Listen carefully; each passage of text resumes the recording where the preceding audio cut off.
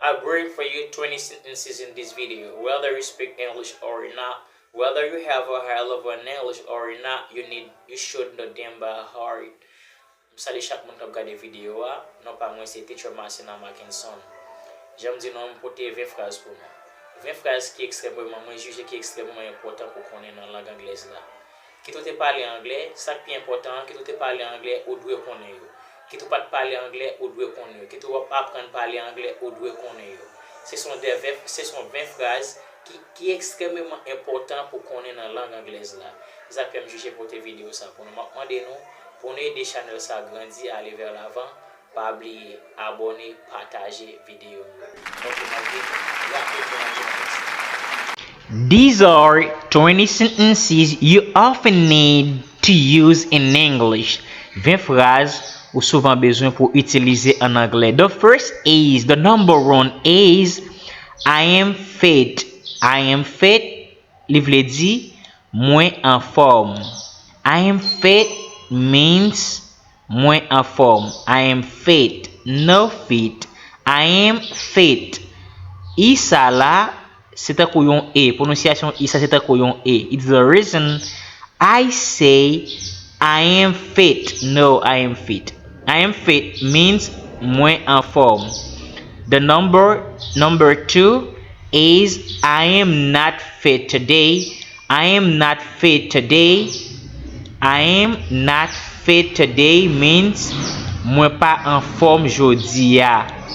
I am not fit today. Li vle di mwen pa en forme jodi ya.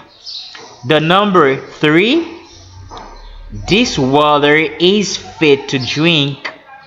This water is fit to drink. L'eau sa bon pour boire. L'eau sa bon pour boire. This water is fit to drink. L'eau sa bon pour boire. The number four, this food is fit to eat.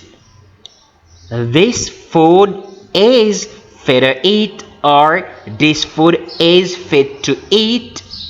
Manger ça bon pour manger. Manger ça bon pour manger.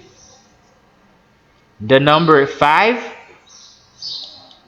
fit water. Fit water, buvable. Fit water means buvable. On de l'eau qui bon. Ou capable boire. The number six, fit food. Fit food means mangeable. Fit food. The number seven, it's fair to know. It's fair to know. It's fair to know. Ça veut dire ça bon pour connaître. Ça bon pour connaître, bro. It's fair to know. It's fit to know, or it's fair to know. Ça bon pour connaître. The number eight means, it's fit to learn. It's fit to learn. Number eight, it's fit to learn. Ça bon pour apprendre. That's great. It's fit to learn. Ça bon pour apprendre.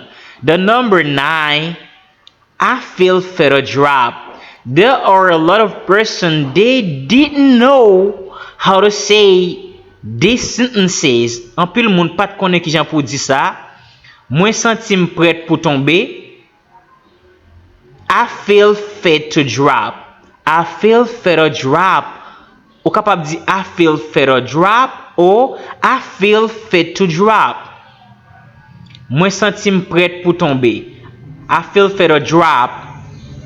The number 10, I feel fit to cry. I feel fit to cry.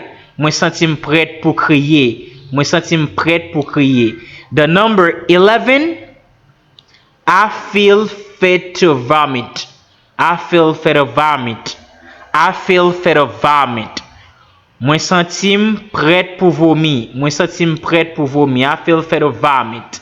The number 12, I feel fit to get pain. I feel fit to get pain. Li vle di, moi senti me prête pour indisposé. Wow. I feel fit to get faint. I feel fit to get faint. Mwen senti m prêt pour indisposé. The number 13. I feel fit to be crazy. I feel fit to be crazy. Mwen senti m prêt pour fou. I feel fit to be crazy. Mwen senti m prêt pour fou. The number 14. I feel fit to lose my control yesterday. I felt fit to lose my control yesterday. La mette feel au passé. Le passé de feel, felt. C'est felt. I felt fit to lose my control yesterday. Mwen te sentim prêt pour perdre contrôle mwen hier. The number 15. Make yourself heard. Make yourself heard. Fè yo tande yo. Make yourself heard. Vle di fè yo tande yo. The number 16. Make yourself seen. Make yourself seen. Fè yo well. The number 17.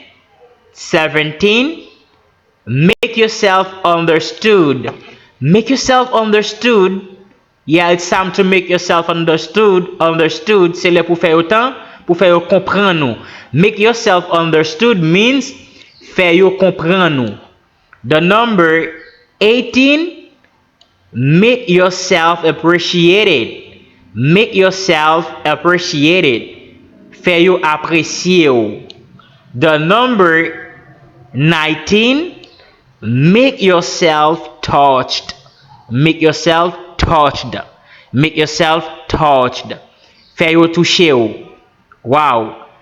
The last is make yourself known. Make yourself known means fais yo konnen. Make yourself known. Li vle di fais yo konnen. C'était ça pour nous dans vidéo ça. Moi espérer que nous satisfait des vidéos. I am gone.